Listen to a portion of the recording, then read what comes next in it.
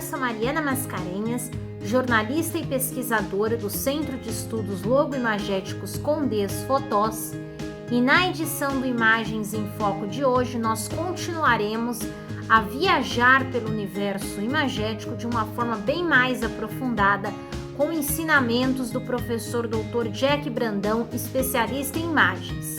Isso mesmo, como eu havia falado para vocês, de 15 em 15 dias nós postaremos vídeos com algumas aulas dadas pelo professor.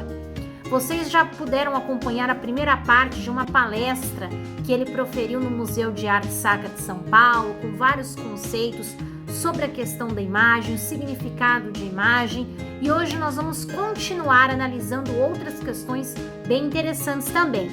Por isso, se eu fosse você, eu ficava aí, porque vocês vão se surpreender com muita coisa interessante, curiosa e diferente que vem por aí. Vocês ainda realmente acham que a imagem pode ser definida simplesmente como uma representação visual das coisas? É muito mais do que isso, se é que a gente pode dizer que é simplesmente uma representação visual das coisas. Sabiam que em cada momento da história a imagem cumpriu e ainda cumpre uma determinada função? Pois é, então acomodem-se aí na cadeira, porque vocês vão acompanhar bastante coisa bacana que o professor Jack vai passar pra gente. Mas antes eu gostaria de pedir a vocês que se inscrevam em nosso canal, deixem o like no vídeo, ativem o sininho de notificação. A participação de vocês em nosso canal, a inscrição, a interação é muito relevante para que ele possa seguir aí em 2021 produzindo novos conteúdos interessantes. Então vamos lá, pessoal, deem aquela força pra gente. Agora sim, roda a vinheta, porque está começando mais uma edição do Imagens em Foco.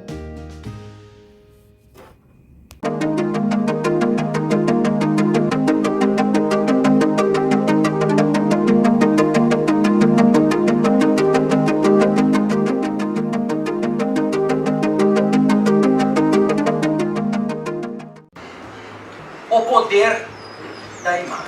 Aqui eu faço alguns apontamentos também para que a gente possa trabalhar um pouquinho com a questão imagética, né? Então vamos lá, cercados por uma infinidade de imagens como nós vivemos hoje, nós não nos damos conta de quê? De seu poder sobre nós. Este, para mim, é um problema muito sério. Nós não acreditamos no poder da imagem sobre nós. E a partir do momento que nós não acreditamos no poder da imagem sobre nós acreditamos sermos o quê? Senhores dessas imagens. Nós acreditamos que nós é que vamos impor a nossa vontade sobre as imagens.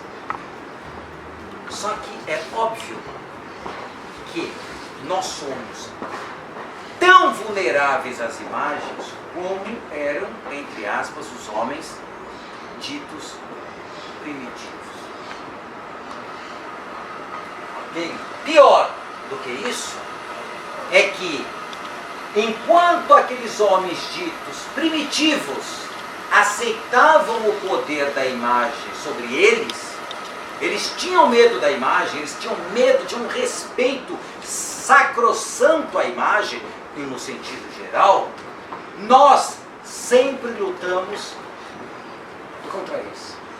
Nós não aceitamos o quê? O seu poder sobre nós. Só que enquanto nós não aceitarmos o poder da imagem sobre nós, o que vai acontecer? Nós sempre seremos manipulados por elas. Elas sempre vão nos dominar. Pior, mesmo nós lutando contra. E isso é um grande problema, como nós vamos ver. Esquecemos, porém, de algo muito importante. Qual é esse algo importante?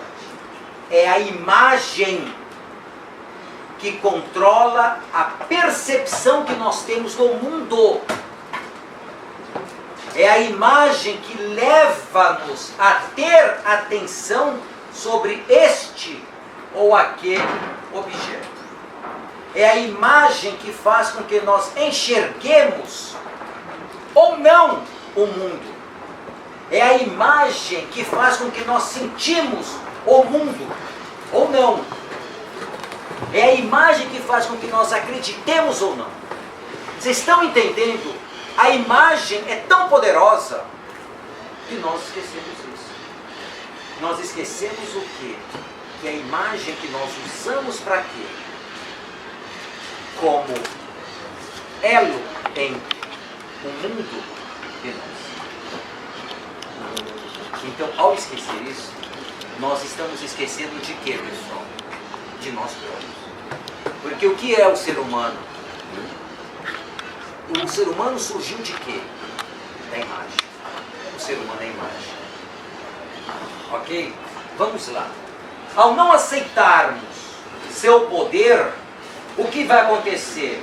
Nos tornamos presas fáceis de seus desmandos, levando-nos a compactuar muitas vezes com aberrações e atrocidades contra nossos semelhantes, acreditando que nós estamos fazendo o quê? O bem. Então nós não acreditamos, nos deixamos dominar, usamos a imagem para satisfazer o quê? O nosso gozo por sangue. E isso nos leva a algo pior, porque nós acabamos não tendo a compaixão. Nós acabamos não tendo mais compaixão. Vamos lá. Havia nos primórdios da civilização uma crença quase universal no poder das imagens, independente de qual fosse seu suporte. Isso é muito importante, aquilo que nós falamos no início do curso, da nossa palestra. Então, desde o início, o homem sempre teve medo da imagem. Daí, o artista ter um poder, o escriba ter um poder muito grande. É muito importante, para quem não me conhece, entender uma coisa. Para mim, o homem surge do Logos. O Logos é imagem. O Logos é eikon. Então, sem imagem, sem Logos, nada somos. Nós seríamos macacos ainda, a gente estaria nas árvores. Nós estaríamos nas árvores. Então, nos tornamos homem pelo Logos, que é a imagem. Tudo bem? Ao valer-se de quaisquer objetos retirados da natureza, ou por ele fabricados, o homem os transformava e os transforma em símbolos. O que confere a esse símbolo uma enorme carga psicológica.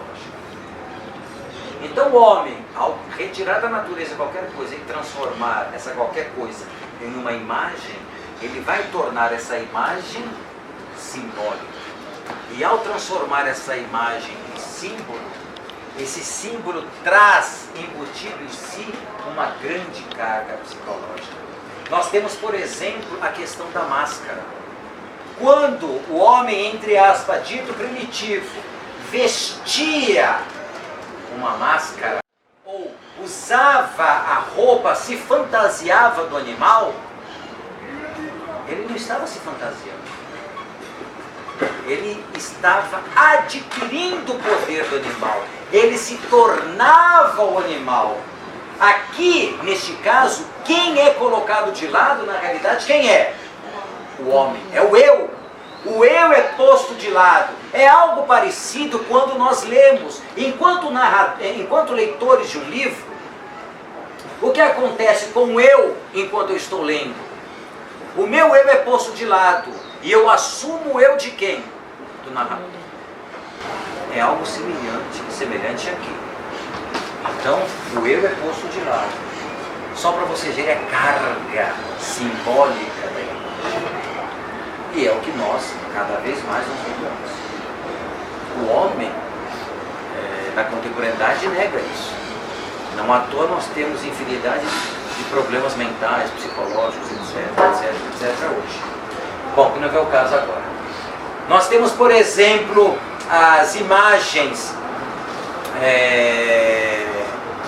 das cavernas. Aqui nós temos Lascaux. O homem primitivo acreditava tanto nessas imagens que o que ele fazia, isso daí não era uma mera cópia do mundo. Ou seja, o homem dito primitivo, ele não estava interessado em fazer arte. Daí eu não gosto de usar a palavra arte pré-histórica. Eu não digo isso, porque não é arte aqui. Aqui há um sentido muito forte, um sentido feérico, há um sentido mágico. A ponto de, ao trazer esse animal para dentro da caverna, ele acreditava que poderia o quê? Sucumbi-lo aí. Ele busca conhecer o animal. Muitas cavernas possuíam o quê? Estavam picadas por lanças. Ou seja, o animal era picado também. Porque se buscava o quê? Matá-lo, primeiramente aqui. Então há todo um poder por trás da imagem para este homem. Não à toa o respeito que ele tem. Então por isso que eu digo, a ideia de que a imagem sempre foi empregada como mera cópia da realidade, como nós acreditamos, ou como uma mera representação do mundo externo, apenas se efetivou após o início da imagem. Não é a busca pela mimese, que é a cópia da natureza. Pelo contrário, possuía esse sentido mítico, esse sentido religioso, esse sentido mágico aqui. Tudo bem? Sua função primeira era feérica, e metafísica. Ainda que aquele homem não compreendesse de forma clara o que isso representava. Então a imagem, nós temos de lembrar, ela possui uma relação indissociável aos pictogramas.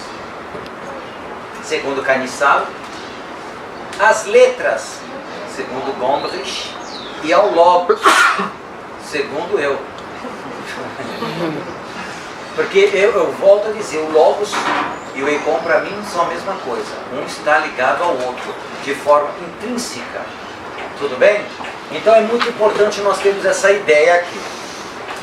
O logos, então nós vamos usar muito a questão do logos. O logos, imagem, foi o primeiro passo para que o homem, por seu meio, pudesse criar mundos paralelos. E não só dominar a si mesmo, dominar a seus semelhantes, dominar o mundo físico, como também ir além de sua própria natureza lhe forneceu e adentrar no metafísico. Então o logos, que é a imagem, com o logos, que é a imagem, o homem entra no mundo metafísico. O homem cria mundos paralelos. Toda a sua fraqueza, toda a sua dificuldade é minimizada pelo logos. Eu posso ser super-homem, eu posso voar, eu posso destruir os leões, os animais ferozes, eu posso fazer tudo no mundo, porque o logos me dá esse poder. O logos me dá esse poder. É muito importante nós pensarmos nisso. E o logos, ele é imagem. É uma imagem que fabrica imagens. Não por acaso, as grandes civilizações da antiguidade também haviam descoberto o quê? Uma outra faceta do poder imaginante, a propaganda. Então, se o logos, enquanto imagem, me possibilita dominar o mundo, me dominar, me possibilita dominar o outro. Então é aí que eu vou trabalhar com a questão da propaganda. E vou usar a propaganda para mim, no meu benefício. Eu vou usar a imagem como um poder dissuasório. Eu vou fazer com que a imagem seja empregada para dissuadir quem quer que seja. Ok? De 2600 mais ou menos antes de Cristo. Lembra que eu já falei, para muita gente já sabe, Ur era a cidade bíblica de Abraão. Então vamos imaginar há quanto tempo nós temos isso daqui. Olhem bem o chamado estandarte de Ur. Nós temos 3 faixas. Então cada uma delas, nós temos na realidade 4 lados. Eles chamam de estandartes, mas não é estandarte, é um caixote. É um caixote. Então este lado que eu escolhi, nós temos 3 lados. Então nós temos a figura do rei, como nós podemos ver, como nós sabemos que é o rei, porque é uma figura maior. Não é um gigante, é o rei. Então a colocação dele é exatamente essa, para diferenciar. Nós temos o quê? O exército. De um lado nós temos a infantaria aqui marchando. De outro nós temos a infantaria sobre o inimigo. Aqui nós temos a cavalaria. E nós temos a cavalaria passando sobre o inimigo. Nesse primeiro momento, então, nós temos aqui os soldados armados que se dirigem contra quem? Os inimigos.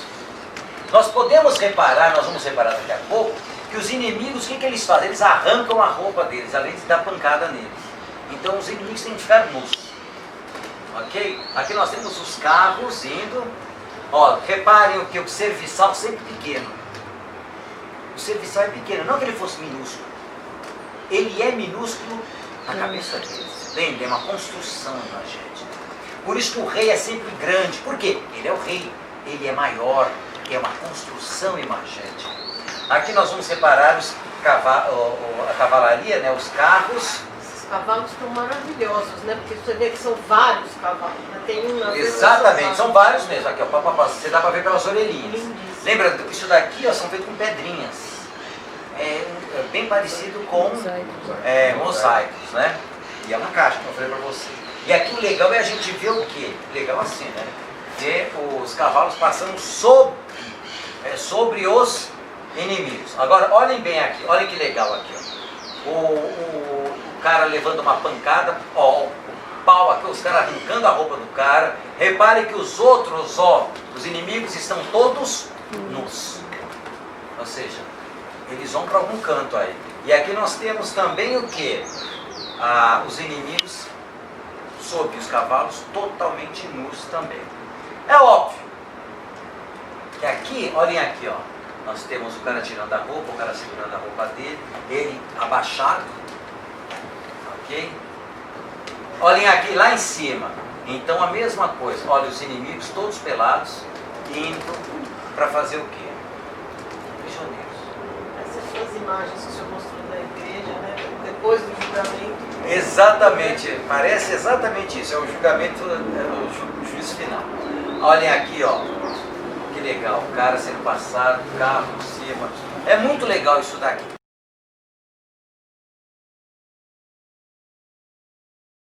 Então olhem que maravilhoso esse carro hitita, essa biga hitita. Reparem aqui, a mesma coisa, olha lá, o cara sendo passado por baixo, e ele também nu. Lembrem bem, é óbvio que um carro de guerra, ao passar sobre uma pessoa, ele não vai tirar a roupa dela.